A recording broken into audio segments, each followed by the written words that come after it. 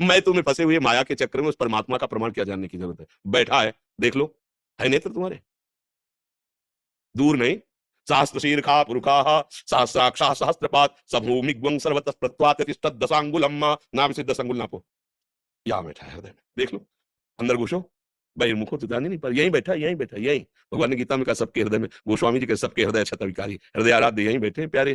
कभी देख पाए? बाहर घूम रहे हो, घर के दौड़े बाहर घूम रहे हो, मिलने वाला प्रीतम घर में इंतजार कर रहा है, तुम्हारे एकांतिक गुफा में बैठा हुआ, तुम्हारे एकांतिक कमरे में बैठा हुआ, और तुम खोज कर रहे हो बाहर, भटकते रहो। जब लौट के अंदर आओगे तो पहले अपने को तो समझो, तब प्रभु को जान पाओगे। तो इसलिए भैया इसका उत्तर सही होगा कि पहले साधना में लगा जाए, क्योंकि भगवान बौद्धिक वस्तु प्राकृतिक नहीं है कि हम बुद्धि से, संपूर्ण ब्रह्मांडों में सबके पास बुद्धि है, उस सब बुद्धि का विधान करने वाला ब्रह्मा है, समझ रहे ना। और ब्रह्मा को जो बुद्धि देता है वो भगवान है।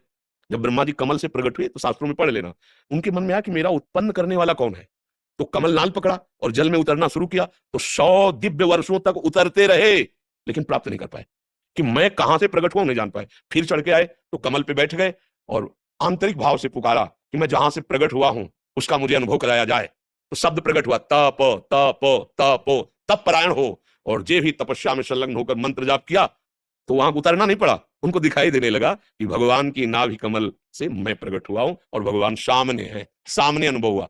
100 दिव्य वर्षों तक उतरते रहे और जब वो कृपा करी तो सामने दिखाई दिया कि भगवान उनकी नाभि से एक कमल और कमल में मैं। तो जो कमल से प्रकट हुए ब्रह्मा जी को बुद्धि देते हैं, उन ब्रह्मा जी की बुद्धि से अनंत ब्रह्मांडों के जीवों की बुद्धि है, कैसे उसको आप जान पाओगे? इस बुद्धि से क्या करो? बुद्धि का समर्पण।